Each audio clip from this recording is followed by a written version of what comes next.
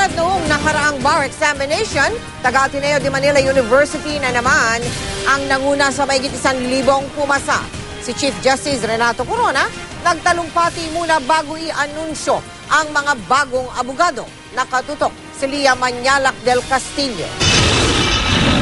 Tanghali pa lang, unti-unti nang dumating sa Korte Suprema ang mga nag-aabang sa resulta ng bar exams. Hindi tulad sa mga nakaraang taon, mas maaga kasi ngayon inilabas ang resulta. Sa bilis kasi PCOS machines eh.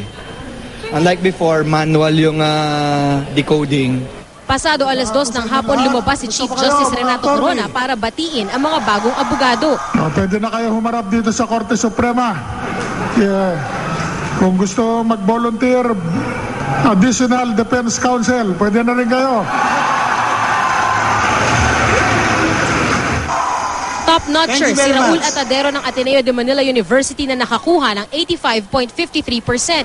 Sinundan siya ng isa pang Atenista rin na si Luz Daniel Bolong sa score na 84.55%. Number 3 si Cherry Rafael Roble ng Arellano University. Number 4 si Rosemil Banyaga ng Notre Dame University at nasa ika-5 pwesto si Christian Gonzalez ng UST.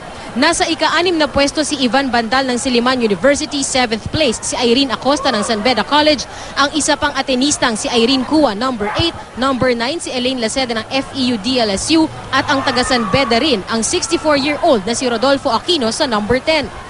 1,913 ang nakapasa ngayong taon o 31.95% passing rate. Ang ikalawang pinakamataas na porsyento ng mga nakapasa sa bar exams mula 2002.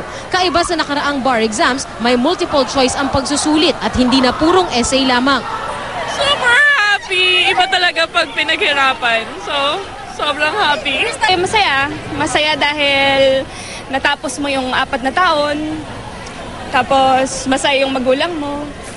Yun. We give thanks to God kasi righteousness and truth are God's foundation and we want Him to be the instrument of justice. Sari-saring emosyon ang naramdaman dito sa Padre Faura. Marami ang masaya at tuwang-tuwa, parang nabunutan ng tinik. Barka-barkada ang dumating. May ilang magulang ang sumama sa anak nila para sumuporta. Sa March 21 sa PICC manunumpa ang mga bagong abogadong ito. Lia Manyalac del Castillo, nakatutok, 24 oras.